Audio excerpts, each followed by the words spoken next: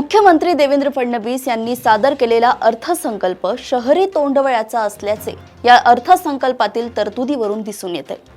हा अर्थसंकल्प अजित पवारांना समर्पित करत असल्याचे मुख्यमंत्र्यांनी म्हटले असले तरी अजित पवारांनी हा अर्थसंकल्प सादर केला असता तर कदाचित ग्रामीण महाराष्ट्राकडे इतके दुर्लक्ष झाले नसते। शेतकऱ्यांच्या कर्जमाफीच्या संदर्भात सरकार काय निर्णय घेते याची उत्सुकता होती।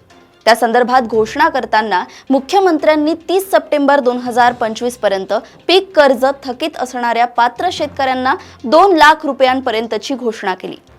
यातील पात्र हा शब्द शंका उत्पन्न करणार आहे। या पात्रतेचे निकष ठरवताना किती शेतकऱ्यांना कर्जमाफीपासून वंचित ठेवले जाते हे येत्या काळात स्पष्ट होईलच।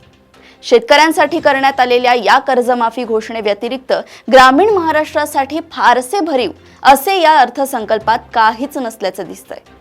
मुख्यमंत्र्यांनी यावेळी शेतकऱ्यांना वीज बिल सवलत देणारी मुख्यमंत्री बळीराजा योजना 2027 मध्येही सुरू राहणार असल्याचं सांगितलंय। ही या आधीचीच योजना आहे। नियमित कर्जफेड करणाऱ्या शेतकऱ्यांना दिलासा देत सरकारने अशा शेतकऱ्यांना 50,000चा प्रोत्साहन भत्ता देण्याचीही घोषणा केली आहे। दररोज 3 अशा सरासरीने होणाऱ्या शेतकऱ्यांच्या आत्महत्या रोखण्यासाठी या उपाययोजना पुरेशा आहेत असे म्हणता येणार नाही। त्यातच आता भारत सरकारने अमेरिकेसोबत केलेल्या किंवा होऊ घातलेल्या व्यापार करारानंतर स्थानिक शेतकऱ्यांना उत्पादन आणि उत्पन्नावर विपरीत परिणाम होण्याची शक्यता आहे। त्यानंतर कदाचित शेतकऱ्यांचे जगणे अधिकच दुष्कर होण्याची शक्यता आहे। अशा परिस्थितीत राज्यातील शेतकऱ्यांसाठी भरीव आश्वासक असे काही अर्थसंकल्पातून मिळेल ही आशा होती, परंतु या अर्थसंकल्पाचा सगळा भर शहरी सुविधांच्या विकासावरच असल्याचं दिसतंय। अर्थात शेती क्षेत्राच्या दृष्टीने काही आश्वासक घोषणा करण्यात आल्या आहेत। कृषी समृद्धी योजनेअंतर्गत पुढच्या 4 वर्षात राज्यातील कृषी क्षेत्रात भांडवली गुंतवणूक वाढवून पायाभूत सुविधा निर्माण करण्याचा सरकारचा प्रयत्न असेल। राज्यात 5 लाख हेक्टर क्षेत्र नैसर्गिक शेतीखाली आणून सकस व पोषणयुक्त नैसर्गिक शेतीमाल उत्पादित करण्यासाठी आगामी 2 वर्षांमध्ये महाराष्ट्र नैसर्गिक शेती अभियान राबवले जाणार आहे।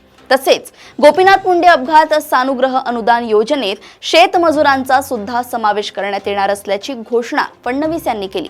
परंतु त्यानंतरही अर्थसंकल्पाचा एकूण आवाका बघता शेती, शेतकरी आणि ग्रामीण भागाच्या तुलनेत या अर्थसंकल्पात शहरी विकासावर अधिक भर असल्याचं दिसतंय।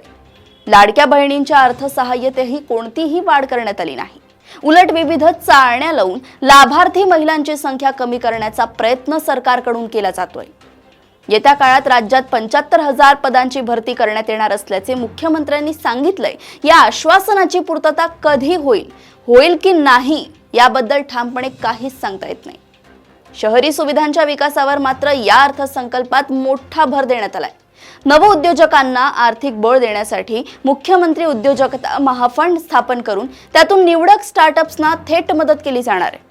सर्वोत्तम स्टार्टअप्सची निवड करून त्यांचे प्रकल्प शासकीय विभागात राबवण्यासाठी 25 लाखांपर्यंतची कामे निविदेशिवाय थेट दिली जाणार आहेत।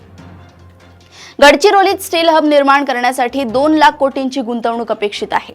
विदर्भासाठी हा एक दिलासादायक निर्णयच म्हणावा लागेल। मुख्यमंत्र्यांच्या महत्वाकांक्षी शक्तीपीठ महामार्गाच्या सुधारित संरेखनाला मान्यता देण्यात आली आहे। वाढवण जवळ 4थी मुंबई विकसित करणार आहेत। मुंबई, नागपूर आणि पुण्यामध्ये मेट्रो मार्गाची लांबी 490 किलोमीटर पर्यंत वाढवण्यात येईल। तसेच या शहरांमध्ये भूमिगत रस्त्यांचे जाळेही निर्माण केले जाणार आहे। राज्यातील महानगरांसाठी इतरही अनेक घोषणा करण्यात आल्या आहेत।